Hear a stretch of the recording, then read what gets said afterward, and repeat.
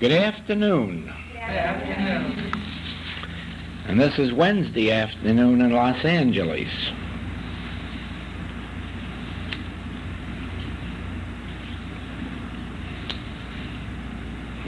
We have a group here of some very, very advanced students. At least they've been studying a long time. And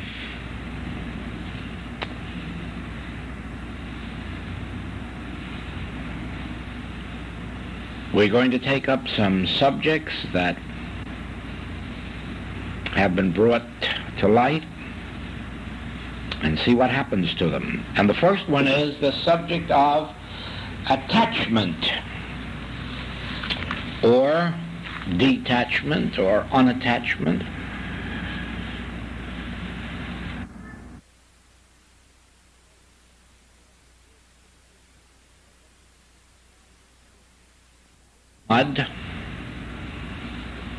As you will readily recognize,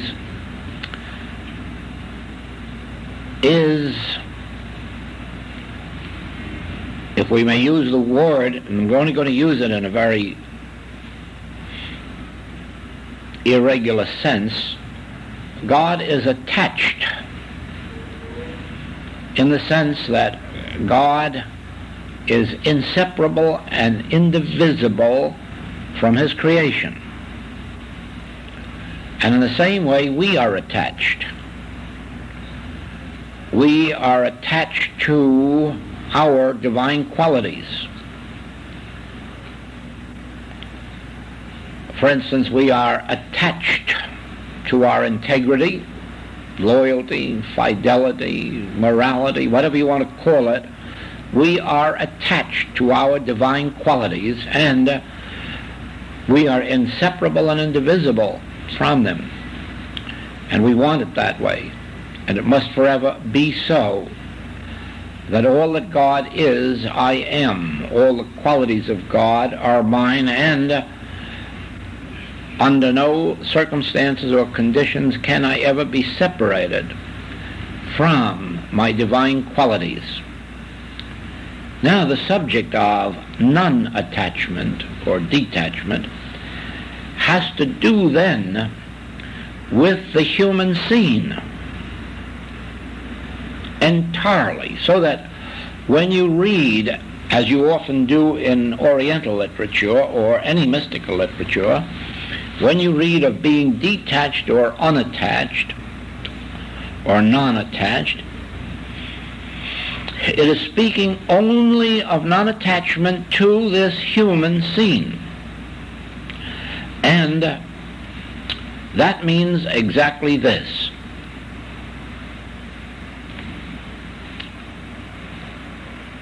The subject most often referred to, of course, is material things, whether in the form of money or art or wealth or magnificent homes or yachts.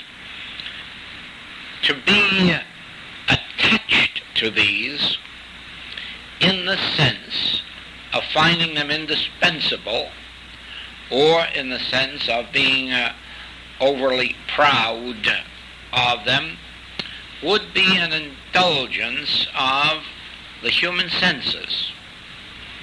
Whereas to be non-attached does not mean to be ascetic and do without them, but rather it means to have them, to use them, to live with them, in the sense of to be in the world but not of it. Then the next subject that comes up is the one of family. To be attached to family would really mean in the sense of being a slave to them, or not to live one's own life because of devotion to the family, the sacrifice of oneself, whereas the sense of non-attachment or detachment would not be a neglecting of one's duty to one's family. It would not be, in any sense, an unmindfulness, but it would mean to do all things that are right to do, and at the same time be sufficiently detached so as to be able to fulfill one's own experience. So it would be then that the subject of attachment or non-attachment always applies to something in the human scene. And to be non-attached means only to treat it in its rightful sense. Now, the same thing is true in our practice. If you allow your patients to become a matter of concern to you, you cannot properly practice. Again, this doesn't mean that you dare neglect one, because to neglect a simple cold can turn to pneumonia. To neglect a blister can turn to poisoning and death. So it doesn't mean neglecting, but it does mean this, that you remain so detached from them as persons that you do not have any human emotions. No pity may enter, no sympathy may enter, no undue concern may enter. For instance, in a case that, and this is a very exaggerated case, I'll admit, but nevertheless it did happen, and it did turn out the finest practitioner I have ever known to be turned out in my entire 30 years. I was called to a woman who was dying, and her husband came to my office and said, "Please come over to our home right away. My wife is dying, and I've heard about you, and I want you to try to save her." And I said, "Oh, I'd be very glad to help your wife, do all I can for her, but I can't go to your home. I will have to stay here in my office because I'm having office hours." "Oh, you don't understand. My wife is dying." I said, "Well, if my going and sitting by your wife's bedside would save her, I'd be forced out of the practice, because I have patients all around the world, and I can't go around and sit by their bedsides. And that would mean then that I'm neglecting them. If going to their bedside would save them, then I better give up all the practice that's outside of Boston." Well, he said there wasn't anything he could do about it. They'd already had so many practitioners and teachers that couldn't do anything, that he might as well risk it and leave it with me if that's the way I felt about it. And then I said to him that when my office hours are finished this afternoon, on my way home, I'll be very glad to drop in and see you. And I did. She was still in a coma. Then I told him to phone me at 9 o'clock that night, and he did, and he said that she was out of the coma, but just barely conscious. And the next morning I stopped in there on my way to the office, found her sitting up having breakfast. So after a very brief visit, I was ready to leave, and she said, "Oh, you'll stop back this afternoon, won't you, on your way home?" I said, "Oh, no, my visiting is through. The next time you see me, you'll come to my office." "Oh, but I haven't been out of bed for 2 years. I'm too weak." I said, "Well, that'll be a fine exercise. I'll wait for 2 years for you to get your strength back. But that's when you'll see me, is when you come to my office." And that afternoon she was in my office. And she said, "You have something, and I want to know about it." And that woman came to my office first once a week, twice a week, 3 times a week for a whole year for instruction And then I turned my office over to her while I went on a long trip. And from there on, she went into practice, and she's still in the practice, and is known as a very marvelous practitioner. But what she wanted to know was how I could be so cold and how I could be so indifferent. And the answer was I was neither cold nor indifferent, or I wouldn't be in this work. It is only that I have no human emotion about sickness or about sin or about poverty, for these are appearances that touch my consciousness only for the purpose of being dissolved, not for the purpose of being coddled. And that was the vision she caught. And so it is that for many years she has been known as a cold-blooded woman who never sympathizes with anyone and who won't call on anyone no matter how sick they are. Now, this is not a lack of love. This is the same love that you will find in God. God doesn't care how sick you are or in what pain or whether you're on a battlefield being shot to pieces. God doesn't care a bit about all the women who are being raped and all the men who are being held up and murdered. God never bothers with the human seed and has no feeling about it and no emotion about it. And if you want to stay in the human scene, you can go on having those experiences all your life until you are ready to understand that God is too pure to behold iniquity, and in order to be God in action, you must learn to disregard those appearances and see that they are nothing more nor less than images formed by the carnal mind, the belief in two powers. And as you can look on them in that way, you bring about the healing. Now, it is in everything the same. When I have taught classes on supply, or rather given lessons on supply, I have used this as an illustration.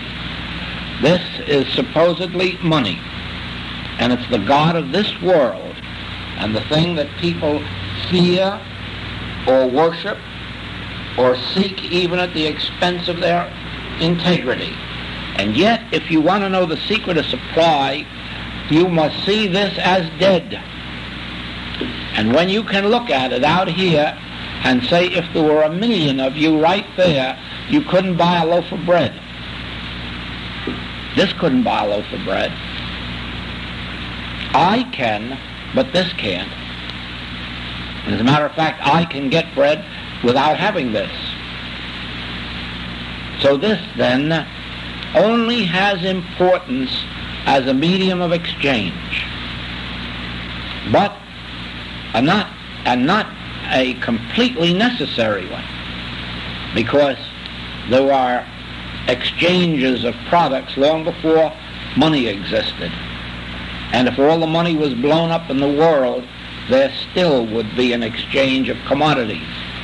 So that instead of worshiping this, or fearing it, or believing that it is necessary to life, if you will understand that that's dead and it cannot move except I move it, you will then begin to perceive that I am the essential one in supply, not money.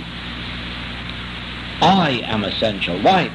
We have all known people from Hetty Green on up that had it by the millions and couldn't spend it by the dimes, showing that it wasn't money that did anything for them. It is consciousness, the consciousness that I am. Now, as long as this remains dead to me, and I do not believe that I need it, as long as I do not believe that it is an essential in my life,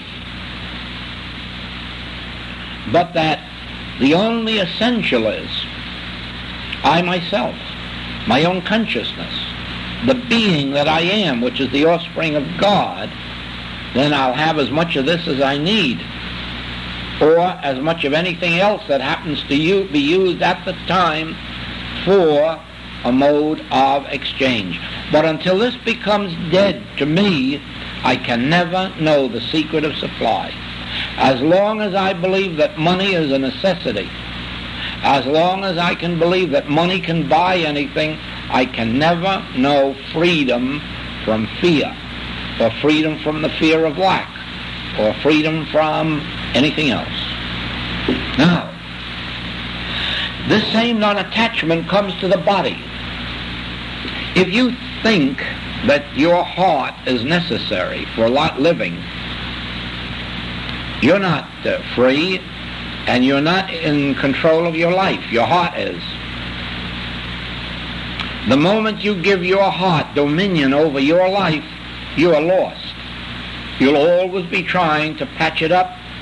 You'll always be trying to get it to do something according to human standards, and you may find that you'll succeed and then have it stop entirely the next day. Just like the people who have been examined for life insurance and passed beautifully and then died the next day or week or month. Why? Because it doesn't testify to anything that your heart is beating perfectly.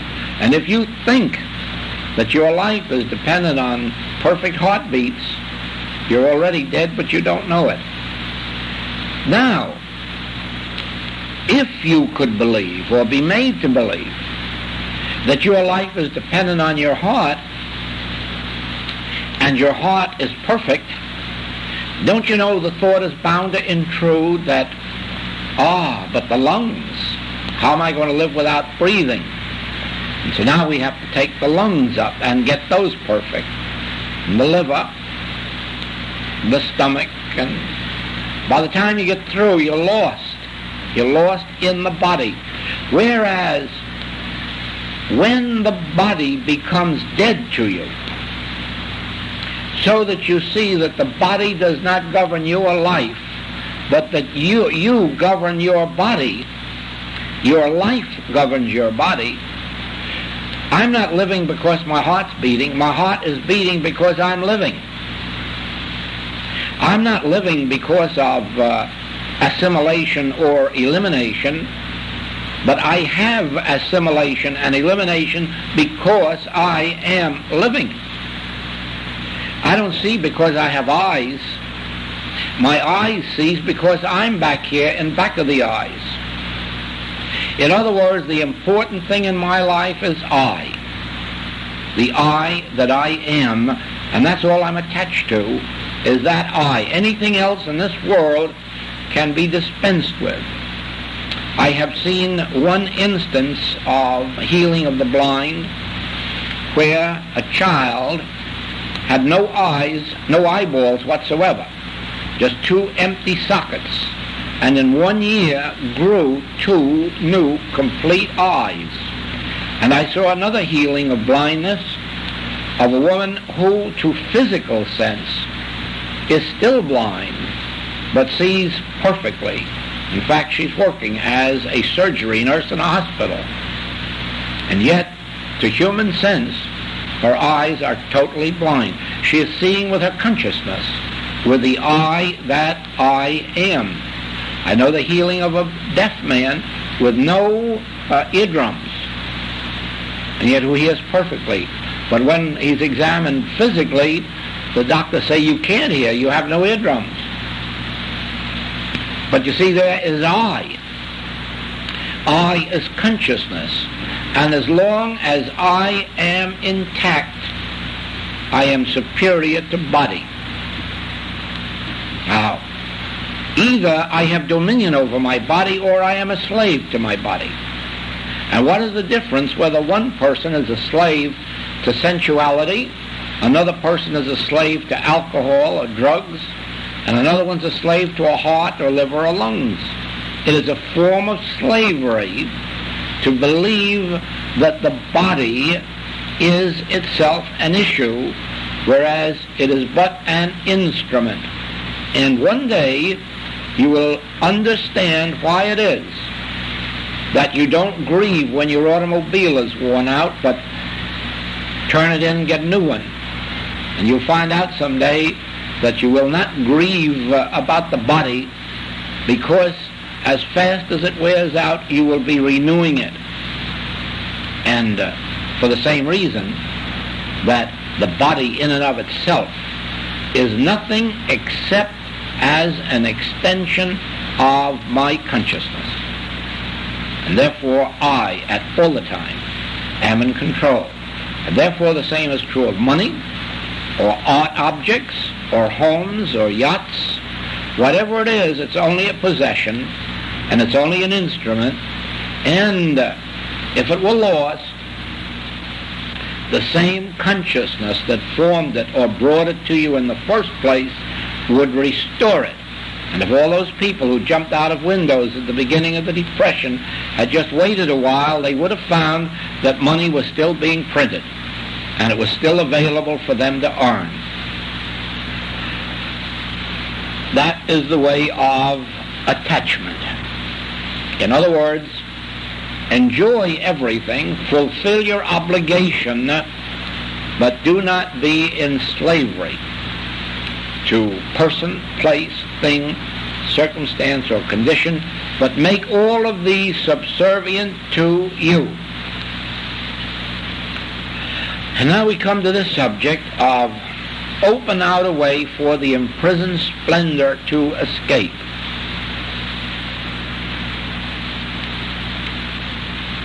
At this very moment, the kingdom of God is within you. And that means the kingdom of allness.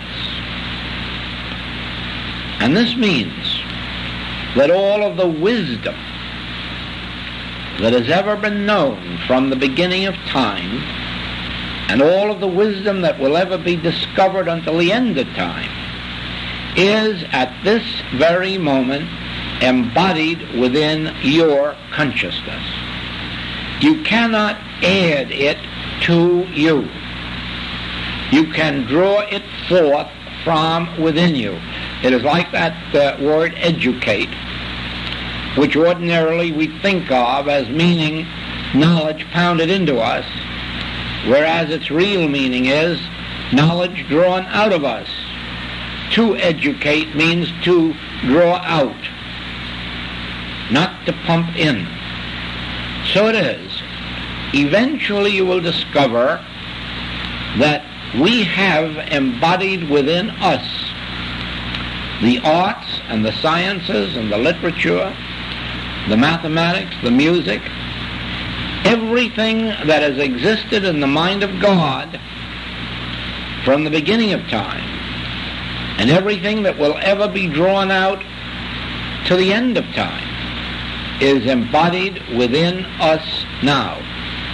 And just as if we were a composer, a serious composer,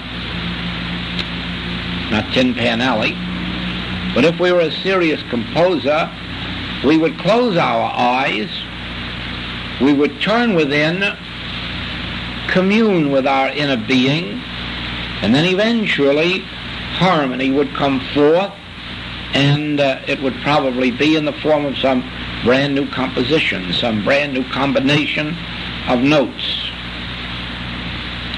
In the same way, a serious author, novelist, would turn within, and either a whole new story would evolve or a whole new arrangement of a story, so that he could continually bring forth something fresh from within his own consciousness. Why? Because it was there from the beginning. It's always been there, ready to be drawn out. All of these inventions, all of these discoveries that we read about in the paper every day now, they have always existed in consciousness. And they've always existed in the consciousness of individuals. And now they're going within and drawing them out. So it is then that the kingdom of God, the kingdom of allness, is within you. And so to try and go out and get something is folly. It is like living on yesterday's manna, or it is like trying to live with yesterday's newspaper. And the best illustration of it is this. If you are called upon to do some healing work, and this is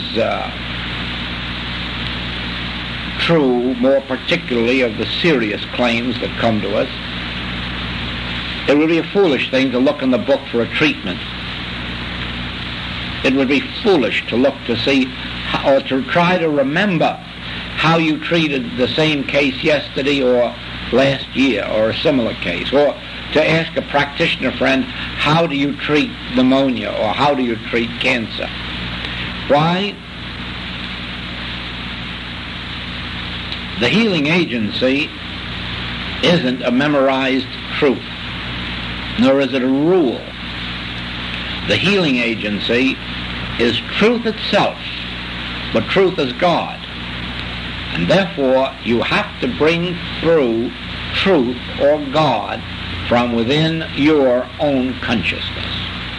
And so it is that if you had a serious case to meet for someone, the best plan would be to sit down and turn within. Yes, it's perfectly all right to remember some of the basic principles as you sit down, but then speak, Lord, thy servant heareth, and wait for the treatment to be given by God. Wait for the treatment to come through from within you to the without. And then you either would receive a message, or you might be given a scriptural passage or a metaphysical passage, or you may have nothing but the deep breath or the sigh or the feeling of release. But whatever it would be, you'd know that your treatment was done, at least for that moment. Now, that would not be living on yesterday's manna. That would be recognizing that God's manna falls day by day as the need arises. And just as Elijah had to find that one day it was a raven that brought it to him, and one day a widow brought it to him, and another day cakes were baked on the stones. In other words, just because he demonstrated supply from a widow one day wasn't a good idea to go around keeping a staff of widows going. It was better just to trust God to appoint his own emissaries or messengers, and where none was around, just let manna fall from the sky or cakes be baked on the stones, whatever it may be. So it is. In a treatment, you are opening out a way for the treatment to flow from the depths of your consciousness, which is God, out into your conscious awareness. And the same way, when we think of the subject of supply, if instead of letting our mind go out here to the subject of dollars or employment or investments, if we would turn within with the realization that God constitutes my being, God is really the substance of my supply. Therefore, all I have to do is turn within to God and let God flow out. God is that imprisoned splendor. Let God flow out. And it would flow out invisibly as a presence that goes before you. It would flow out as a presence that goes to prepare a mansion for you. It would flow out as an invisible presence that would go out to bring you your patients, your students, or your customers, or your employers. But it would be an invisible presence that would act invisibly, and yet the results would be tangible and visible. So, the whole idea of this open out way is this. You are one with God, and all that the Father hath is yours, and it's all stored up within you, so that if you were lost in a desert and knew this, you would find your supply at hand. If you were out in the rubber boat in the ocean, you would find your supply at hand. If you were stranded in a strange city without friends or money, you would find your supply at hand. Why? Because it does not come to you from without. It flows out from you, from within to the without. And yet, when it appears, it always appears to be coming as if from without. The main thing to remember about this is this. Do not look to man whose breath is in his nostril. Do not feel that you need princes. Do not believe for a moment that someone external to you is necessary in your experience. Always remember that as long as I am I, all that the Father hath is mine, and the realization of this truth will bring it out into manifestation. And so if one door shuts, another one will open. If one person goes out of our lives, another one will come into our lives. And always by God's government, because we are not seeking to divide up what somebody else has. We are always seeking to have the loaves and the fishes that we already have multiplied. The Master says, what have we? We have a few loaves and fishes. Well, we have that, then that is what will be multiplied, what we already have. The other Master says to the widow, what have you in the house? And she says, a little oil. Then that is what we will multiply, what you have in your house. And what you do not have, you are never going to have. It is only what you have and acknowledge that you have that can be multiplied. The minute you say, I have nothing, the only thing that can be multiplied is nothing, and nothing times nothing, even nothing times something is still nothing. Therefore, be sure that you understand that the reason you open out a way for the imprisoned splendor to escape is that the splendor is locked up within you and it is not external to you. Now, this next subject is on impersonalizing, and this is what we have just been doing. You see, if I recognize God to be the source of my good, I'm impersonalizing. The minute I recognize that I embody my good, I don't embody it because I'm Joel. Oh no, I embody it because God constitutes my being.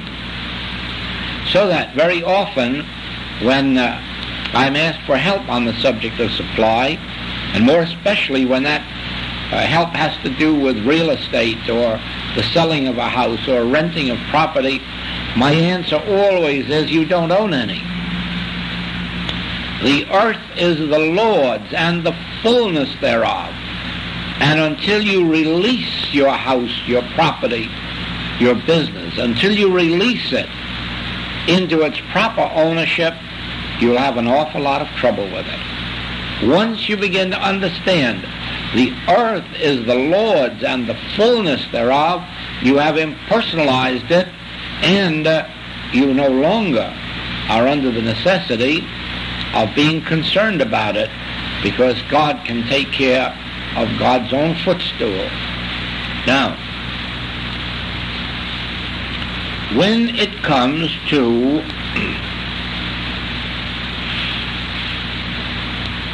the healing work, well, it comes, of course, in all spiritual living, but we can take it up as healing work from every aspect. As you know, the origin of metaphysical healing work had to do with all error as being within you. It was your wrong thinking that produced your diseases. In other words, If you had rheumatism, I think resentment caused it. Or if you had cancer, well, it was hate or jealousy that caused it. And, all of that nonsense. You've seen all those lists that are in many of the metaphysical books. They're all based on fiction, but they had their origin in something that should have been detected and thrown out. But it just never has been in the metaphysical world until the infinite way. When Mr. Quimby had his boy, whom he used as in hypnotizing, and this boy in his hypnotic state would see the disease in the body of the patient and then tell Mr. Quimby what caused the disease and how to cure it. And on that basis, they really had some cures.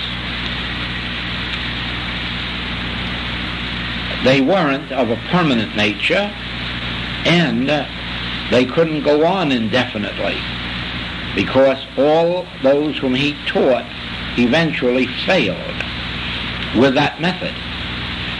The two outstanding examples of that are Dr. Evans and Mrs. Eddy. Those were the two best students of Mr. Quimby, and in fact the only two who really ever amounted to anything. And both of them had to outgrow the original teaching and go from mental science into spiritual when they found the mental didn't work. It worked for a while in the beginning, but it wore out. Now, the basis was undoubtedly this. I haven't any doubt that if you worry hard enough, you might create an ulcer, or if you worry hard enough, you might stop your assimilation, your digestive system. If you worry hard enough, you're apt to stop the eliminative system. And if it isn't worry, fear can absolutely paralyze one at times, speaking always in the human picture. And so from the standpoint of just a human being with a human disease, it is very possible that some of these diagnoses were correct. 99 out of 100 were wrong, but here and there one may have been correct. But this only applied insofar as the dream was concerned, that is, so far as mortality was concerned, and had no significance whatsoever the very moment we get away from the human. But, and here's where the mistake came in, had they perceived that it isn't your worry that causes your ulcer, but the fact of a universal belief that does it, they could have separated the worry from you and thereby healed the cancer or the ulcer. Let me illustrate this now. If a person goes to a doctor and tells him how worried he is, he's got an occupational disease of worry, and the doctor says, oh yes, that's why you have your ulcer. The doctor's all wrong, and that's why the only way they can cure it is to end up with surgery. The point is that if it could be recognized that there is a universal belief, not a personal belief of yours, but a universal belief, you would free that patient almost instantly. And so it is that we can free people virtually instantly of their fears by the recognition of the fact that regardless of the name or nature of this claim, it isn't personal.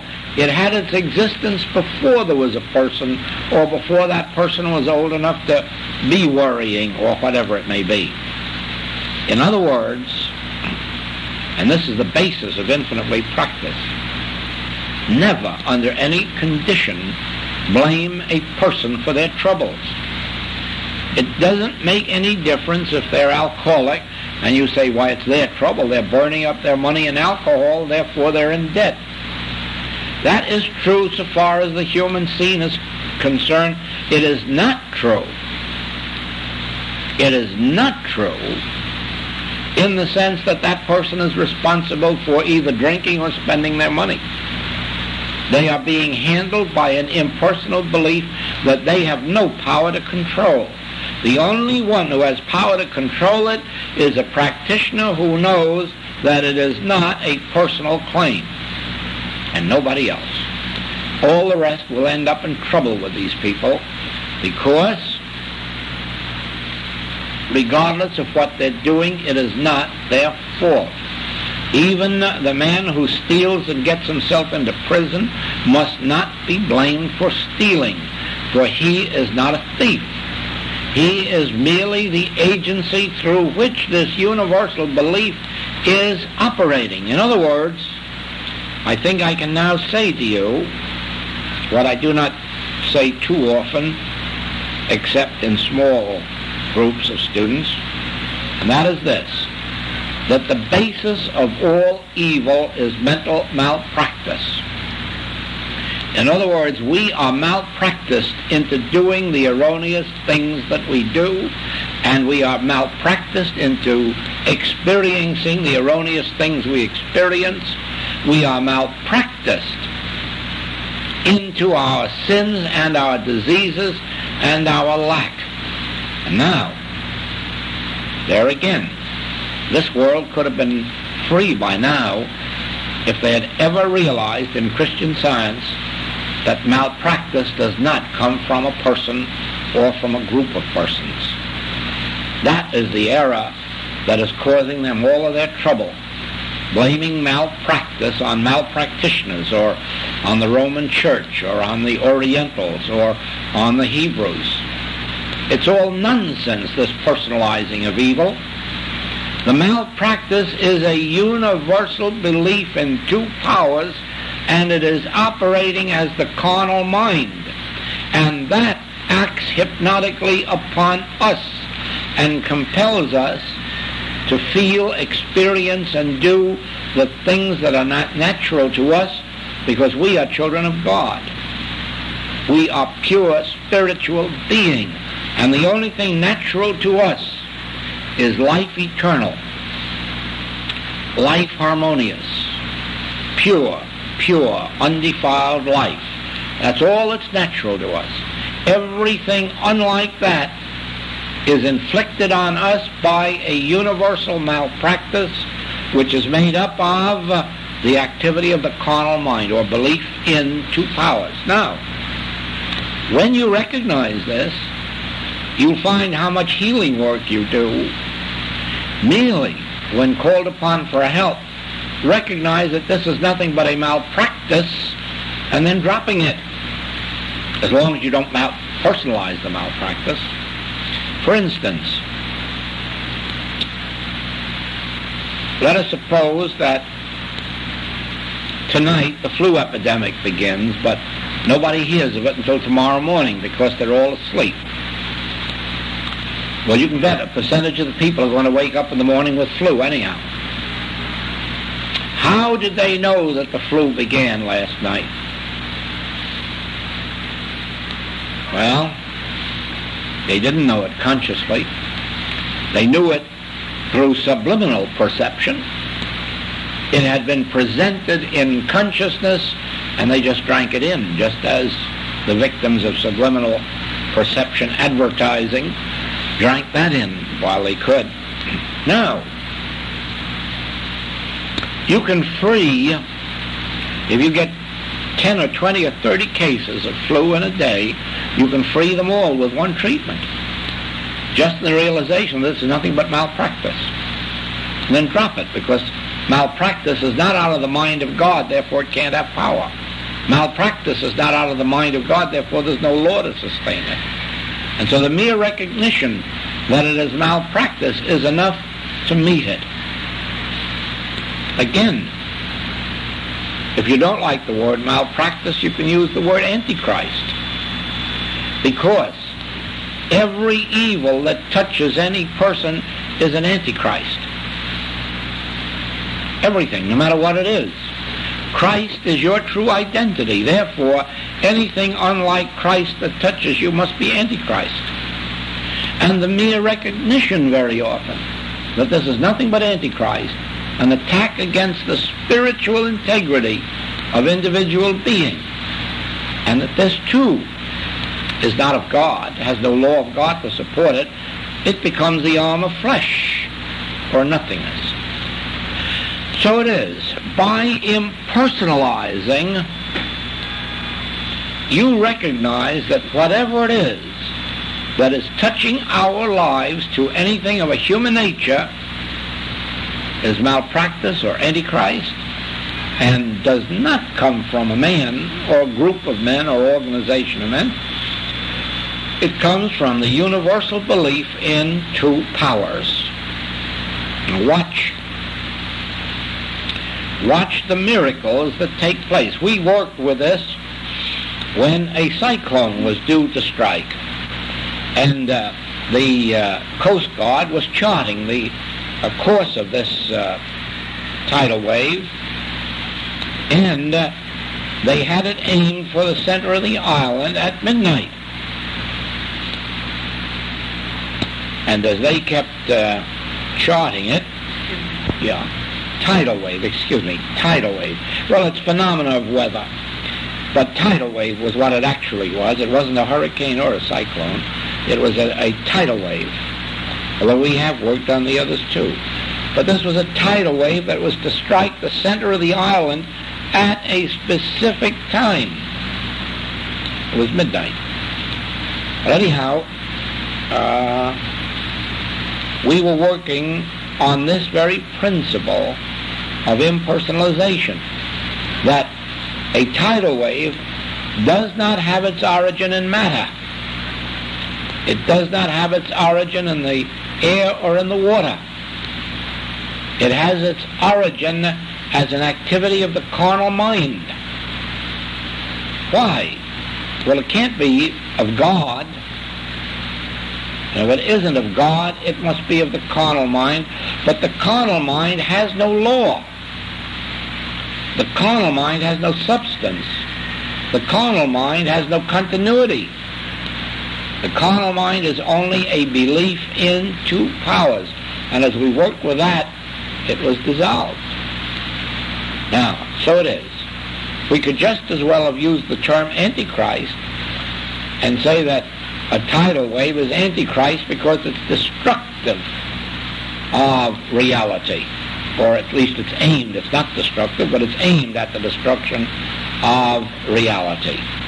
And so it is, whether you call it carnal mind or whether you call it Antichrist, as long as you are impersonalizing it, and as long as you are not giving it law, substance, reality, or cause, you are nullifying it.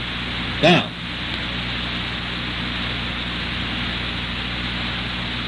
there comes the subject of impersonalizing good. The moment you personalize good,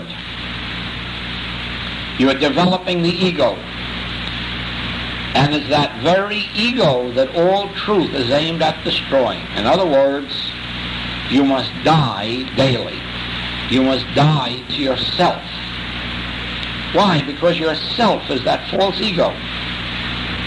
And as long as you permit someone to say you are good, or you are benevolent, or you are just, all you're doing is catering to your ego, the very thing you're trying to rise above. Whereas if you understand that only God is good, and the most that we can be is an instrument through which God's goodness flows, you will be impersonalizing the good. And this is what makes it easy to impersonalize evil. When you can see, why callest thou me good? There is but one good, the Father in heaven, You can also say, why callest thou me evil? Paul said, I know that I'm past the stage of sin, but I still feel a sense of sin in me. And so it is. If you can recognize that you are too far along on the spiritual path to be guilty of sin, even though there may still be a sense of sin left in you, which sometimes is hard to eradicate, you are on the way toward eradicating it. The impersonalizing of good and evil is what makes our lives joyous, because it destroys the potentiality for evil and it permits the possibility of being an instrument for good. And in both of these, we are destroying the ego that claims to be either good or bad, or a combination of these. Now, that leads right up to the subject of world work. Do you not see that from the beginning of time, this world has had its share of evil men? Whether we think back on Genghis Khan or whether we think back on Judas Iscariot or Caesar or the Caesars or the Pharaohs, or whether we start coming up into the Middle Ages to the centuries of the bad popes, that which caused all of Europe's horrors for centuries. Always there have been evil men, and all of these evil men have died. But the evils haven't died. They keep going right on and right on and right on. Why? Because evil is impersonal. It doesn't make any difference who dies. It is impersonal. The minute one is out of the way, it will pick another. And incidentally, it is the same with good. Gautama the Buddha left the earth. Jesus Christ left the earth. John left the earth. Nanak left the earth.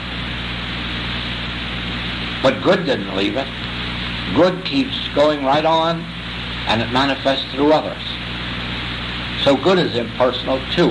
And it really makes no difference who comes or goes in the human scene. Good will keep right on going on. So will evil, until a group of people come to light who are willing to devote themselves or some part of their lives to impersonalizing the evil until it disappears from this entire scene, and we can then say God's kingdom is on earth as it is in heaven. Why? Because there's no more evil on earth. When will there be no more evil on earth? Well, don't wait to heal 4 billion people of being materialists. Now, there is only one evil. Whether you call it Satan, devil, mortal mind, or carnal mind, there is only one evil. And as you begin to impersonalize it and realize it as an impersonal evil, and then nothingize it, if it isn't ordained of God, it has no power. If it isn't God created or God maintained, it has no power. How do we know whether anything is God created, God maintained, or God sustained? By this.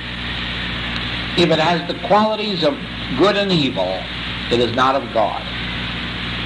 God has no qualities of either good or of evil. Therefore, if it has either good or evil, or both good and evil, it is not of God. That is why you can so definitely know, and incidentally, the infinite way is the first that I know of that has come out publicly and said that mind is not of God. The realm of mind is earthly. Why? Because the mind can be used for good and evil.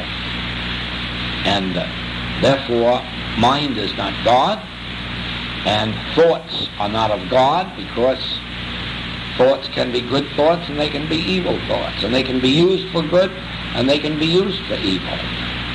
Therefore, you only reach the realm of God when you reach above matter and mind.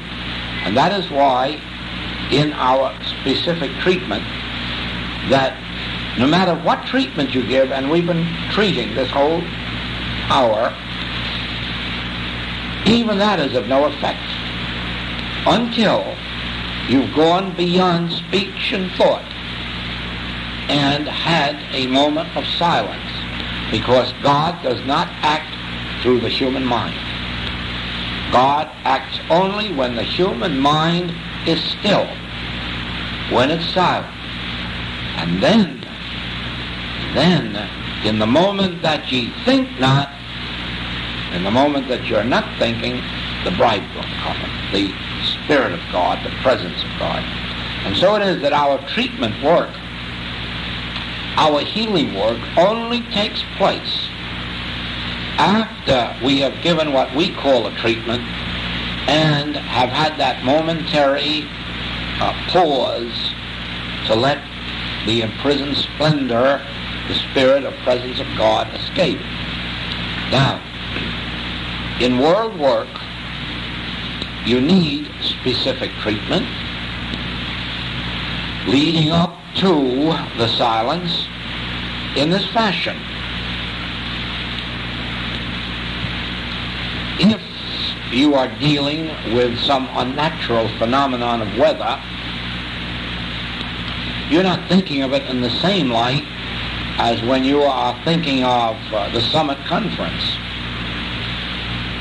It's quite a different story. You're thinking now of that which has its claim in material law, what we call laws of nature, or natural phenomenon. And it is helpful to realize that all laws of nature are of the carnal mind, because they can be used for good or evil. And as you nullify them, you nullify the injurious effects of them. Now, strangely enough, while many people think of this as laws of nature, it isn't. The fact that there is a law of like begetting like. Roses come from rose seeds and peaches from peach seeds and so forth. This is not a natural law. This is really a divine law. The law of like begetting like goes behind nature, and it operates as the basis behind nature. In other words, in that case, operating as a natural phenomenon, it is the outpicturing of, or the externalization of God, Spirit, in action. But when you are dealing with these unnatural elements, then you are dealing with a phenomenon of nature which has no God law to support it, because it is both good and evil. Now, there's nothing good or evil about roses coming from roses. That is just an is. A rose is a rose is a rose is a rose. And there is no good or bad about it. There is just an is. But when you are dealing, and the same thing with the fact that sun, moon, and stars operate in the exact manner they do, there's nothing good or evil about this. It's just a state of being. That which is, and is neither good nor evil, it just is. But when you come, for instance, to what you would call good weather or bad weather, now you are dealing with a phenomenon of nature that does not have its rise in spirit, but in the carnal mind. For in spirit there is no good weather, and there is no bad weather. There is only a state of divine weather which is unchanging. absolutely unchanging. And when you come to that, you will find, as you enter that consciousness, even for short periods or in a degree, you find that the outside weather doesn't act upon your body. The way you can know whether you're attaining it is this, that as you go on, you can take much more of heat without discomfort and much more of cold without discomfort. In other words, you are not as subject to the changes of weather as you are in your absolute human state. And so it is, the further you get from the state of humanhood, the more you will find that the weather has no influence on you. It is neither good weather nor bad weather. It is just weather. Now, in handling then phenomena of nature, you work from the standpoint that all of this so-called weather, storms, droughts, hurricanes, and all the rest of these act only as the operation of the carnal mind. And as you see that they do not have their rise in matter, but in the belief in two powers, you will nullify them. When you come to world events that have to do with men, you find that your claim is in the word self, S-E-L-F, with a small s. Self, selfishness, greed, lust, mad ambition, power, all of this is involved in a false sense of self. But did God create that self? No, because the self that God created is neither good nor evil. It is just a divine state of being, or a state of divine being. Therefore, as you begin to perceive that all of these selves that are involved in world government are really a false sense of the only one self there is, and that this false sense of self is not God ordained or